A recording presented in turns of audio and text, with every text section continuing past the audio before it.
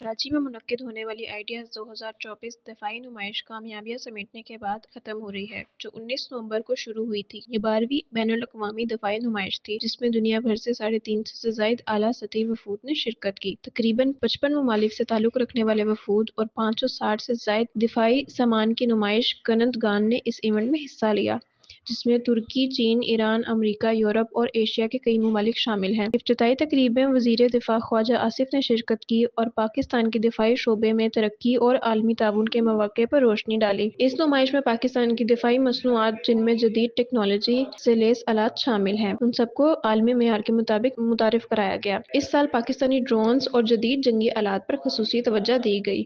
Lieutenant general R Shahid Iftikhar, defence export promotion organisation के सरबराह, जिन्होंने नुमाइश की मेज़बानी की। मुकामी और गैर मुल्की नुमाइश कनंदगान 560 से ज़ायद नुमाइश कनंदगान ने अपने दफाई आलात पेश किए, जिनमें 55% बैनुल-अक़वामी और 45% मुकामी कंपनियां शामिल थीं। Chief of army staff general Asim Munir ने आइडियाज़ 2024 की नुमाइश में ख़ुसूसी शिरकत की और इस दौरान शाहपीर 3 ड्रोन को लॉन्च किया, जो पाकिस्तान के दिफाई शोबे में एक बड़ी कामयाबी समझी जा रही है। नुमाइश में ज़ेरे ज़मीन केबलिंग टेक्नोलॉजी के इस्तेमाल और आलमी ताउन पर जोर दिया गया। Chairman joint chief of staff company general Sahir Shamshad Mirza ने दिफाई सनत में पाकिस्तान की कामयाबियों को सराहा और ख़ास तौर पर खुद इन्हिसारी और जदीद टेक्नोलॉजी के इम्तराज को फ़रोग़ देने की ज़रूरत पर जोर दिया। जनरल साहिर ने नुमाइश में मौजूद जदीद तरीन टेक्नोलॉजीज़ और हथियारों का मुआयना किया, जिनमें तवील फासले तक मार करने वाले ड्रोन्स और दीगर मुकामी तैयार करदा आलात शामिल हैं। ये नुमाइश बैनुल-अक़वामी सतह पर दिफाई ताउन के लिए एक मज़बूत प्लेटफॉर्म के तौर पर जानी जाती है, जिसका मकसद आलमी माहिरीन और इदारों के साथ इल्म और टेक्नोलॉजी का तबादला है। जनरल साहिर शमशाद ने इस मौके पर पाकिस्तान की इंसानी हमदर्दी के ऑपरेशंस और दिफाई खुद